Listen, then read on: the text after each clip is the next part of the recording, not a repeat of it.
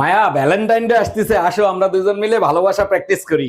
বিয়ে হয়েছে 25 বছর হলো, আর ভালোবাসার দরকার নাই, কাজ করো। আচ্ছা বেবি, শোনো না, আই লাভ ইউ। তার আগে বলো, থাল বাসন ধোয়া, ঘর মোছা এগুলো ঠিক মতো করছো? হ্যাঁ, এইমাত্র সবকিছু কমপ্লিট করে আসলাম। আচ্ছা ঠিক আছে, আই লাভ ইউ টু।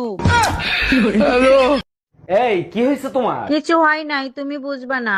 আচ্ছা ঠিক আছে, বলতে হবে না। তুমি দ্বিতীয়বার কেন জিজ্ঞেস করলে না? আচ্ছা বলো, কি হয়েছে তোমার? বললাম তো কিছু হয় নাই। ডাক্তার দেখেন তো আমার জামাইয়ের কি হয়েছে, প্রতিদিন রাত্রে স্বপ্নে নায়িকাদের ডাকতে থাকে।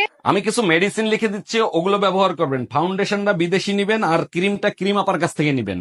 ডাক্তার এগুলো ব্যবহার করলে তো আমি সুন্দর হব, কিন্তু আমার জামাইয়ের রোগটা কেমনে ভালো হবে? আপনি সুন্দর হইলে স্বপ্নে আপনাকে ডাকবে। ছেলেরা স্বপ্নে রাজকুমারী দেখে, চাকরানী দেখে না।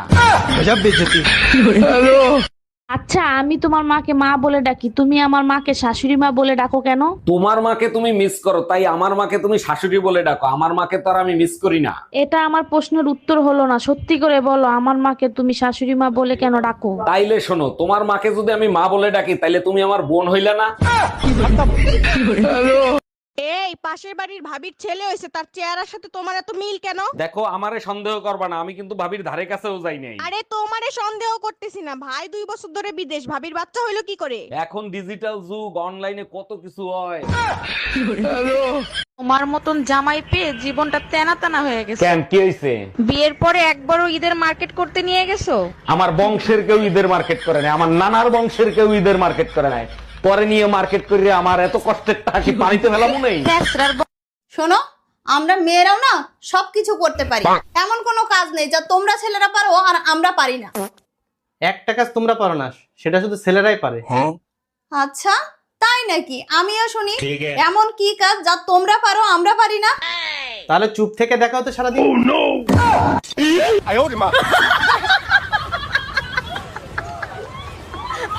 এই নাও 1000 টাকা।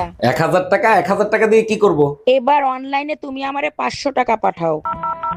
500 টাকা পাঠাই দিলাম। এবার 300 টাকা পাঠাও। 300 টাকা পাঠাই দিলাম। এখন বাকি 200 টাকাও পাঠাও। বাকি 200 পাঠাই দিছি, এতে কি হলো? আমার অনলাইনে খুচরো টাকা ছিল না, তাই তোমার কাছ থেকে খুচরো করে নিলাম। हम इसका पति है, हमको सिर्फ फांसी का सजा चाहिए।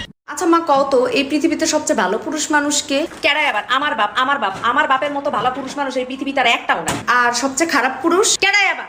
তোর বাপ, তোর বাপ। আচ্ছা অরুণ ভাই, সবাই আপনাকে ফানি জগতের কিং বলে, এই ব্যাপারে আপনার অনুভূতি কি?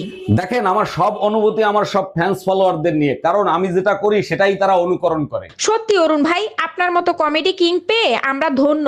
আপনার ফ্যান ফলোয়ার্সদের উদ্দেশ্যে আপনি কিছু বলেন। আমার ফ্যান্স ফলোয়ারদেরকে আমি একটা কথাই বলবো, আপনারা কোনো টেনশন করবেন না, আমি জাহান্নামে গেলেও আপনাদের সাথে নিয়ে যাব।